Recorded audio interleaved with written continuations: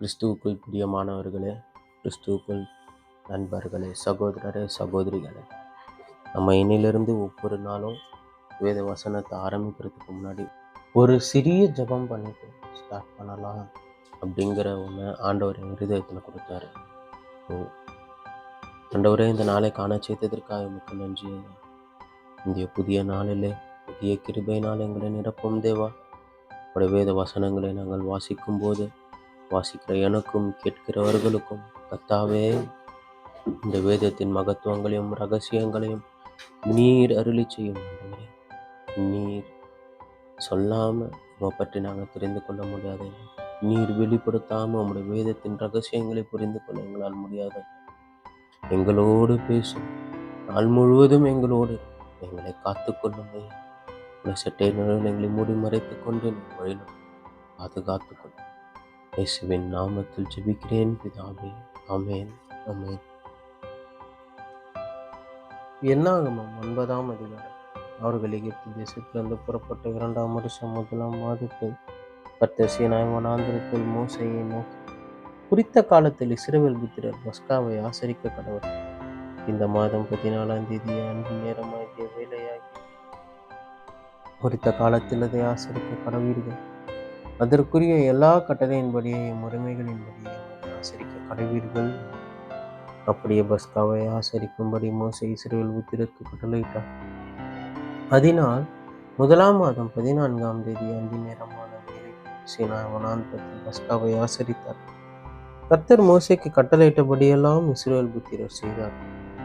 அந்நாளில் சிலர் மனித பிரேதத்தினால் தீட்டப்பட்டபடியினால் பஸ்காவை ஆசரிக்கத்தக்கவர்களாய் இருந்தார்கள்.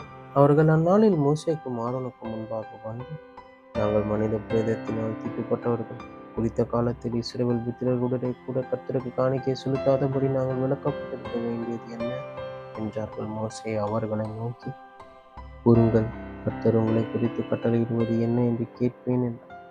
கர்த்தர் மோசேயை நோக்கி, இஸ்ரவேல் புத்திரருடைய சொல்ல வேண்டியது என்னவென்றால், உங்களில் ஆகிலும் உங்கள் சந்ததியாரில் ஆகிலும் ஒருவன் பிரேதத்தினால் தீட்டுப்பட்டாலும் பிரயாணமாய் தூரம் போயிருந்தாலும் கர்த்தருக்கு பஸ்காவை ஆசரிக்கவும். அவர்கள் அதை 2ஆம் மாதம் 14ஆம் தேதி அந்தி நேரமான வேளையில் ஆசரித்து அதை புளிப்பில்லாத அப்பங்களோடும் கசப்பான கீரைகளோடும் புசித்து விடியார் காலம் மட்டும் அதில் ஒன்றும் மீதியாக வைப்பார். அதில் ஒரு எலும்பையும் முறிக்காமலும் பஸ்காவினுடைய சகல முறைமைகளின்படியும் அதை ஆசரிக்க கடவர்கள். ஒருவன் சுத்தமுள்ளவனுமாய் பிரயாணம் போகாதவனுமாய் இருந்தும் பஸ்காவை ஆசரிக்காதே போனான். அந்த ஆத்துமா குறித்த காலத்தில் கர்த்தருடைய பலியை செலுத்தாதபடியினால் தன் ஜனத்தை இராமல் அறுப்புண்டு போவான். அந்த மனிதன் தன் பாவத்தை சுமப்பான். ஒரு பரதேசி உங்களிடத்தில் தங்கி கர்த்தருக்கு பஸ்காவை ஆசரிக்க வேண்டுமானால் அவன் அதை பஸ்காவின் கட்டளைப்படியும் அதன் முறைமையின்படியும் ஆசரிக்க கடவுள். பரதேசிக்கும் சுதேசிக்கும் ஒரே கட்டளை இருக்க வேண்டும் என்று சொல் என்றார். வாசஸ்தலம் ஸ்தாபனம் செய்யப்பட்ட நாளிலே மேகமானது சாட்சியின் கூடாரமாகிய வாசஸ்தலத்தை மூடிட்டு சாயங்காலமான போது வாசஸ்தலத்தின் மேல் அக்கினிமயமான ஒரு தோற்றம் உண்டாய் அது விடியார் காலம் மட்டும் இருந்தது. இப்படி நித்தமும் இருந்தது. பகலில் மேகமும் இரவில் அக்கினி தோற்றமும் அதை மூடிக்கொண்டிருந்தது. மோசே கூடாரத்தில் இருந்து மேலே எழும்பும்போது இஸ்ரவேல் புத்திரர் பிரயாணம் பண்ணுவார்கள். மேகம் தங்கும் இடத்தில் இஸ்ரவேல் புத்திரர் பாளையம் இறங்குவார்கள். கர்த்தருடைய கட்டளையின்படியே இஸ்ரவேல் புத்திரர் பிரயாணப்படுவார்கள். கர்த்தருடைய கட்டளையின்படியே பாளையம் இறங்குவார்கள். மேகம் வாசஸ்தலம் மேல் தங்கியிருக்கும் நாளெல்லாம் அவர்கள் பாளையத்தில் தங்கியிருப்பார்கள். மேகம் நடுநாள் வாசஸ்தலத்தின் மேல் தங்கியிருக்கும் போது இஸ்ரவேல் புத்திரர் பிரயாணப்படாமல் கர்த்தர் காவலை காத்து கொண்டிருப்பார்கள்.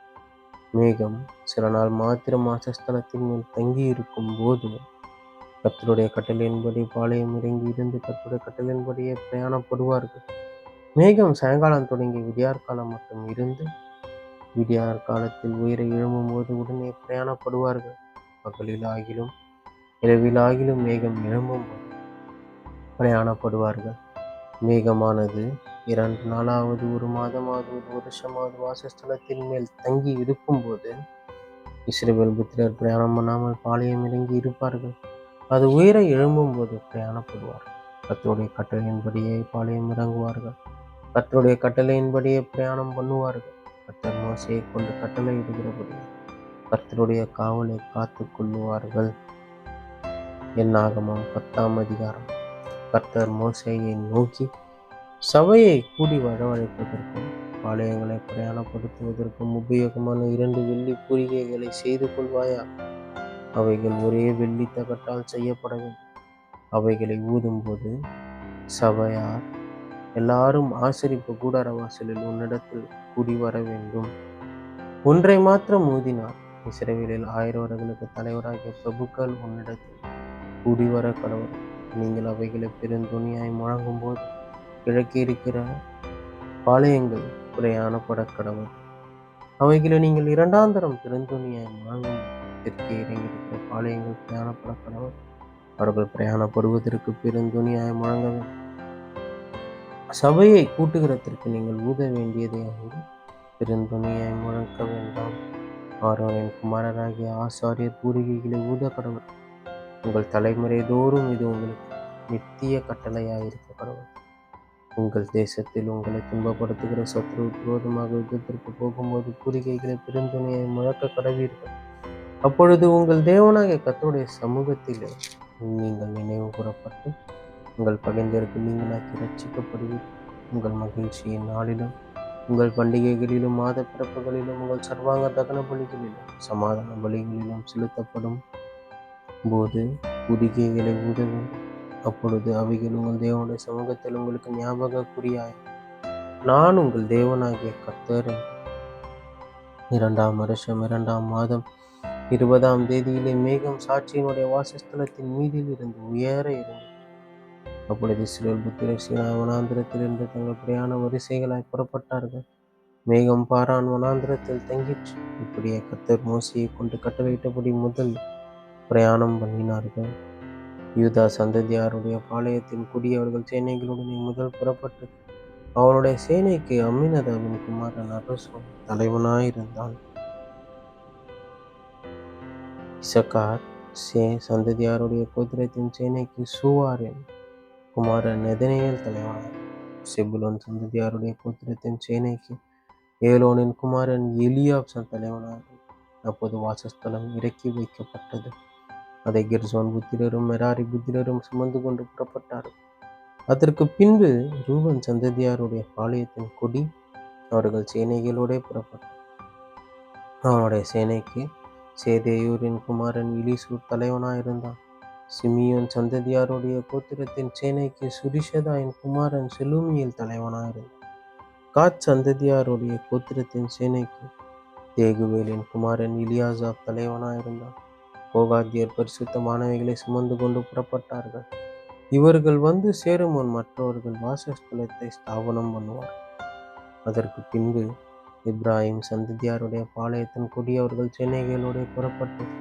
அவனுடைய சேனைக்கு அமியூதின் குமாரன் எலிஷாமா தலைவனாயிருந்தான். மனாசே சந்ததியாருடைய கோத்திரத்தின் சேனைக்கு பெதாசூரின் குமாரன் கமாலியேல் தலைவனாயிருந்தான். பென்யமின் சந்ததியாருடைய கோத்திரத்தின் சேனைக்கு கீதேயோனின் குமாரன் அபீதான் தலைவனாயிருந்தான். அதற்கு பின்பு தான் சந்ததியாருடைய பாளையத்தின் கொடி சகல பாளையங்களுக்கும் பின்னாக அவர்கள் சேனைகளோட புறப்பட்டது. அவனுடைய சேனைக்கு அம்மிஷதாயின் குமாரன் கியேசேர் தலைவனாயிருந்தான். ஆசேர் சந்ததியாருடைய கோத்திரத்தின் சேனைக்கு ஓகிரானின் குமாரன் பாகியேல் தலைவனாயிருந்தான். நப்தலி சந்ததியாருடைய கோத்திரத்தின் சேனைக்கு ஏனானின் குமாரன் அகீரா தலைவனாயிருந்தான். இஸ்ரவேல் புத்திரர் புறப்பட்ட போது இவ்விதமாய் தங்கள் தங்கள் சேனைகளின் முறையை பிரயாணம் பண்ணினார்கள். அப்பொழுது மோசே தன் மாமனாகிய ரெகுவேல் என்னும் நீதியான குமாரனான ஓபாவை நோக்கி, உங்களுக்கு தருவேன் என்று கர்த்தர் சொன்ன வாசஸ்தலத்துக்கு நாங்கள் பிரயாணம் போகிறோம். நீயும் எங்களோட கூட வா, உனக்கு நன்மை செய்வோம். கர்த்தர் இஸ்ரவேலுக்கு நல்ல வாக்குத்தத்தம் பண்ணியிருக்கிறார் என்றார். அதற்கு அவன், நான் வரக்கூடாது, என் தேசத்துக்கும் என் இனத்தாரிடத்திற்கும் போக வேண்டும் என்றான். அப்பொழுது மோசே, நீ எங்களை விட்டு போக வேண்டாம். வனாந்திரத்திலே நாங்கள் பாளையம் என்னும் இடங்களை நீ அறிந்திருக்கிறபடியால் எங்களுக்கு கண்களைப் போல இருப்பாய். எங்களோட கூட வந்தால் கர்த்தர் எங்களுக்கு செய்தருளும் நன்மையின்படியே உனக்கு நன்மை செய்வோம் என்றார்.